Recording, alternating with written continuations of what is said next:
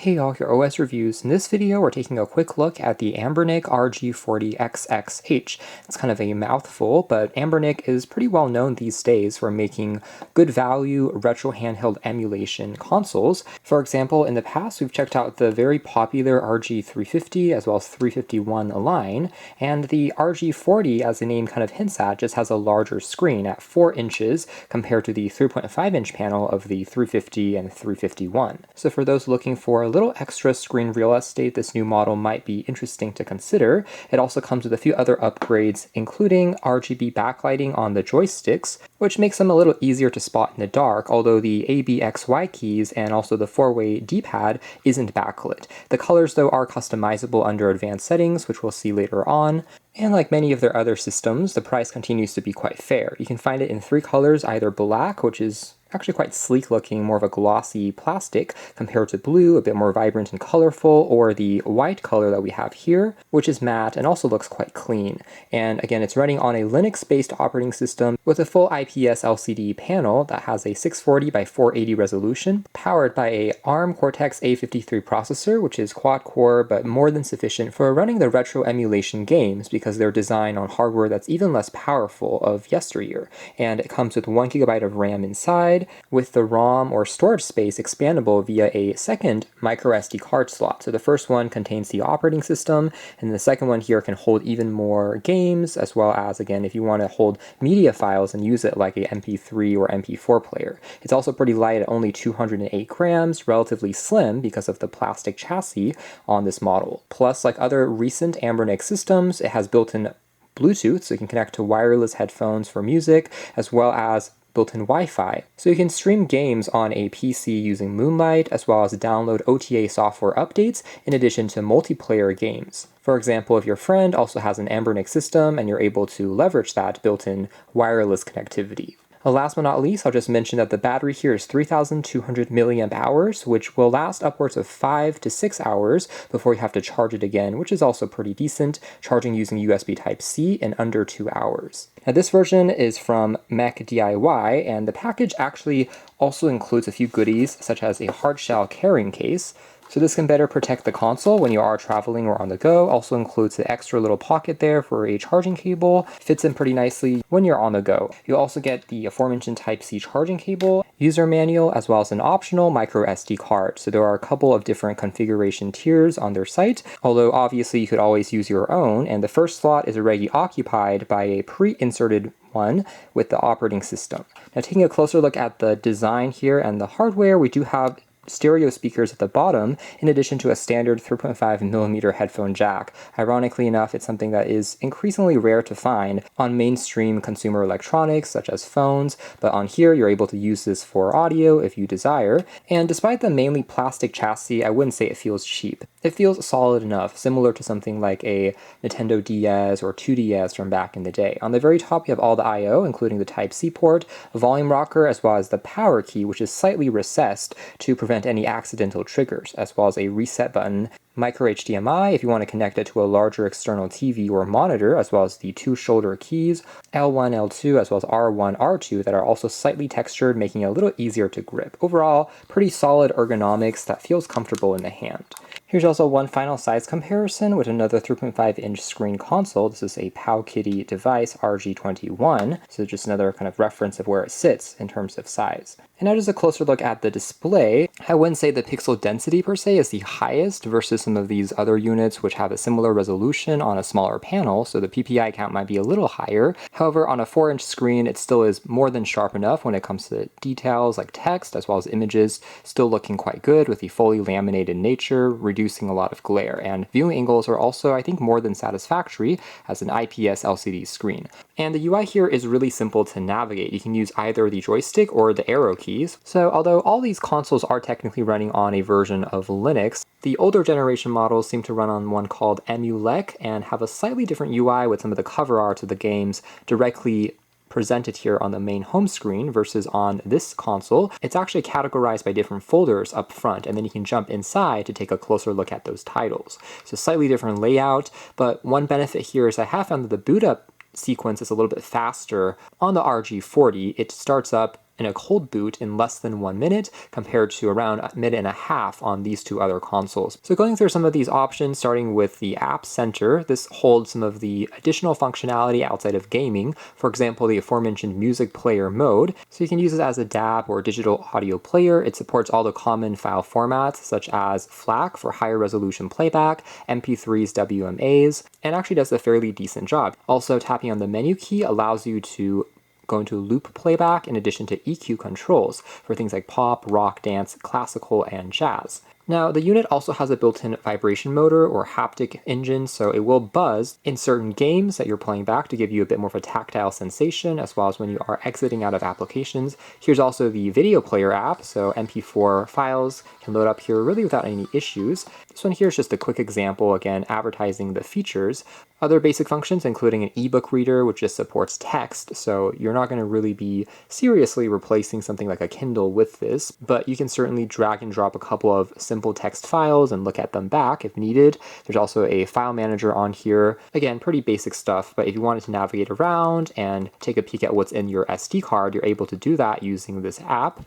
And similarly, the expert tile is also some sort of file manager, so not a huge difference between these two. There's also another folder here for additional applications if you want to download them, and they're supported on this Linux-based OS, but again, that's all the ones that comes included out of the box. The next two folders here on the home screen are going to correspond to favorites, so any of the ROMs or games, you're able to add them here. They'll show up in this dedicated folder. You can also take a look at any historical games that you've played back recently and then jump back into those, as well as a easy search function. There is no, of course, touchscreen capability on this model, so you have to rely on the D-pad to kind of hunt and peck using the virtual keyboard, but at least there is that functionality to more quickly sort and find a specific title, because you can have thousands and thousands of games. And then we jump into more advanced settings, and this is the brightest that the screen is able to get. It's decent, but if you are looking at it in direct sunlight, it may struggle a little bit, so you have to be mostly indoors or in shaded regions. You can also dim it onto level 1 if you're gaming in the dark at night, for example. And down below here, we can jump into LED settings corresponding to the backlight of the joysticks. So you can actually turn this off if you don't want to have them consume a little bit less power. And in terms of the modes, you can go into a always on mode. This is going to be green. The next one here is kind of a breathing lighting effect that slowly strobes, as you can tell there. You can also change the rate or rhythm of the breathing pattern, getting a little bit faster. Another one here will light up only when being pressed, as you can tell there, into this more of a pinkish shade, also is pretty cool. Next one here is monochromatic rainbow that is flashing a little bit more dramatically. Multicolored rainbow is one that we saw there from before. So those are all of the profiles that you have. Maybe the one thing I would like to see added though would be a way for you to change the color in the always on mode. Instead of green, if you want to set it as yellow or red, for example. So the presets are kind of locked into place. That being said, not bad, and at least the lighting itself is pretty even and consistent looking. That's a nice fun touch to the console, I would say, if you want to use it or turn it off. Again, the brightness of these particular controls can also be increased or decreased, just like on the main screen. So they are going to be dimmable, and you can see it gradually getting brighter and brighter here. Similar to on a mechanical keyboard, you have some of those options. Final options here include various languages that you can set the console into, as well as network settings. So for Wi-Fi as well as Bluetooth, you're able to turn this on and off. Final options here include icon settings, which are similar to themes that you're able to apply. For example, if you want the, again, icons to be displayed in a slightly different way, you're able to customize this based on your preferences. So it's pretty flexible overall. We can even jump into a more advanced RetroArch interface there under the advanced settings. This will offer more granular controls over settings such as the video resolution, scaling. So the final two tabs here are going to be just game rooms, which, as we saw there from earlier, categorizing the different types of consoles that you're able to emulate and play on here, including PSP, PS1, CPS, Neo Geo, MAME, Game Boy Advance, NES, so on and so forth, giving you plenty of options: SNES, Sega, Game Boy Color, so on and so forth. Now, like other of the retro emulation consoles though, the key emphasis there is on retro. So the newest systems, such as PSP, are still from the early 2000s. You're not going to be able to play Nintendo 3DS games on here, for example, which is kind of expected because you would also need faster processors to run a lot of those newer titles and games, which is why there are more expensive systems out there which even run on Windows with even more horsepower inside. This is still relatively similar to these prior generation models, or being completely honest, when it comes to compute power and GPU performance. It's just giving us a slightly larger screen and that backlit joystick design. Now the next tab here under RA Games is also quite similar to the game rooms, to be honest, but just again uses a tile format instead for showing different types of systems that you're able to play back. So just for reference, if we try to jump into PSP here first, you can then take a closer look at the different games which are built into the default SD card. Again, you're able to augment that further using your own memory card if you want to install even more ROMs, but PSP should serve as a good reference of some of the higher end graphics that a console like this is capable of running back. And again, it is looking quite good on this 4-inch panel. If you find yourself a little bit more strained by smaller screens of more compact units, you want something that is maybe more suited for at-home playback, then this might be advantageous. And like other Anbernic and Powkiddy systems that we have seen previously, again, there is more than enough storage on here, so it has the ability for you to save your game's states. So as you're playing along, you can resume back at any point and jump into that particular point in time. You can actually tap on the menu key here to pull up the different game states that you're able to save it into, as well as even pull up potential game hacks or cheats, save them into different slots, as well as potentially write over them if we wanted to. So overall, it is pretty intuitive and easy enough to operate. Let's go into a quick demo here. This is a racing game. We're able to accelerate as well as change between different orientations and even pull up or hide some of the menu options, as you can tell there. If you want more of an uninterrupted gaming experience, it is looking quite good. And again, playing back at pretty much the 100% frame rate without really anything dropping too significantly as we are playing along here. Now the only thing I will say is, again, comfort is quite good as you're holding onto the unit, but perhaps one thing is the right-hand section of the console will at times get a touch warmer if you are gaming for longer than, say, 30 or 45 minutes. It's not too hot, nor does it thermal throttle necessarily, but I suspect that the battery might be located at this particular side, so you can feel it a little bit more as you're holding onto it. As demo, let's move into some of the other systems, including Nintendo 64, so going a little bit further back.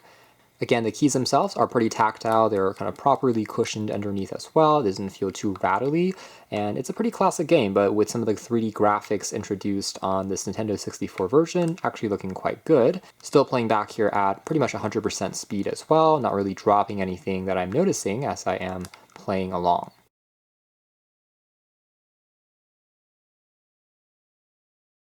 And now moving to some Game Boy Advance titles, it does look like we have more ROMs included on the SD card here by default. There's over 232 Game Boy Advance games, but we have that classic Game Boy chime, and then jumping into the actual title after a split second. And since the Game Boy Advance native screen resolution is a little bit lower, you can still tell a little bit more of that kind of retro style pixelation because it's the maximum res that the game ROM is capable of displaying, even though the screen here is slightly higher quality.